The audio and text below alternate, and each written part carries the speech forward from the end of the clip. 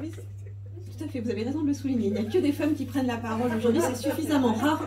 pour en faire la remarque. Le changement, c'est maintenant. Bien, mesdames et messieurs, en vos grades et qualités, moi je voudrais commencer mon intervention en rebondissant sur une phrase qu'a prononcée Madame la Présidente du CNUS et qui, je trouve, incarne très bien ce qui nous réunit aujourd'hui. Elle a tenu à souligner la présence nombreuse et surtout la diversité des actrices et des acteurs qui participent de ce temps fort, que ce soit les collectivités locales, Dijon Métropole, que ce soit les représentants de l'État, les établissements,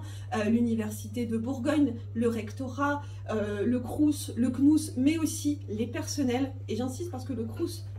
régule tout le temps ses personnels à l'ensemble de ces manifestations et inaugurations. Je tiens à souligner cet élément, le Césaire, et bien évidemment les représentants des associations étudiantes qui sont aussi ici présents.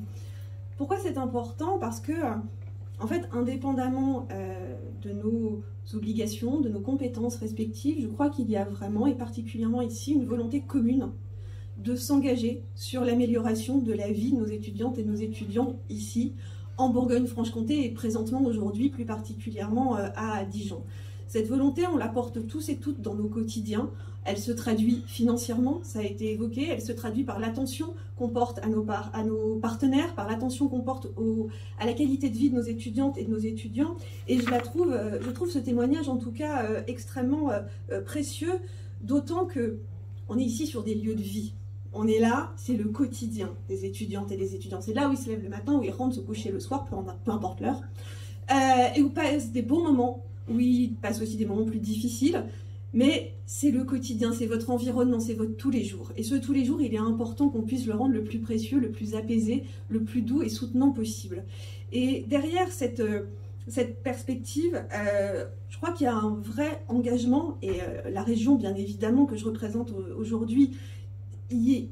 répond très fortement. Vous avez évoqué l'engagement financier alors sur la résidence Mâcon, mais sur l'ensemble de Mansart, on est à 10 millions d'euros sur les 2 précédentes contractualisations. Sur Beaune, la région engagera 8 millions d'euros sur les 13 que vous avez évoqués, ce qui montre bien l'attention et le volontarisme porté par la région en direction de la vie étudiante, parce que d'une part, on souhaite offrir à notre jeunesse, qu'elle soit d'ici ou qu'elle vienne d'ailleurs,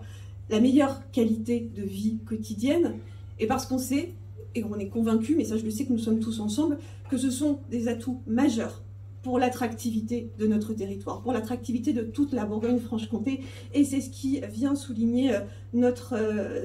engagement. Je disais que ce sont des lieux de vie, j'en profite aussi parce que c'est important de ces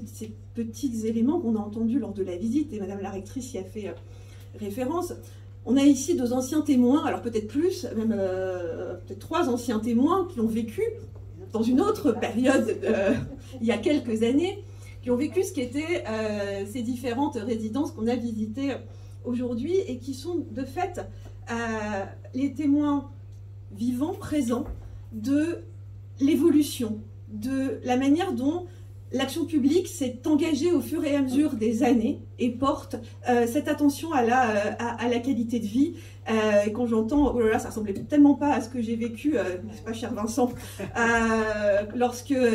j'étais présent, qu'on peut, je crois, se réjouir de cette avancée commune,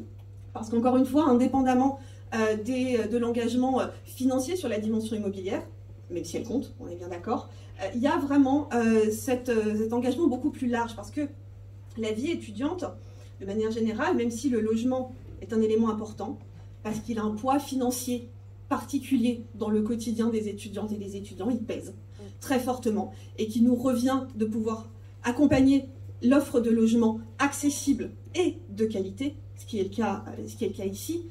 mais il est aussi un élément parmi d'autres, et c'est dans cette perspective-là aussi qu'on est tous les uns les autres engagés. Vous avez fait référence, Madame la Présidente du CNUS, à cette innovation autour de la traduction, de la mise en place de traducteurs et traductrices pour accompagner les étudiants internationaux, que je voudrais saluer véritablement, ça me semble un élément important. Je voudrais aussi souligner, ça ne surprendra personne, y compris aussi parce que ça a été financé par la région, mais l'installation de distributeurs de protection périodique dans un certain nombre de résidences du Crous, parce que la lutte contre la précarité étudiante qui a fait la une de la presse, qui continue en tout cas de peser sur le quotidien des jeunes filles, est un élément important dans lequel que nous devons soutenir, mais comme d'ailleurs la question de l'accompagnement de la précarité étudiante qui n'est pas née à l'aune du Covid, qui a été mise en lumière et révélée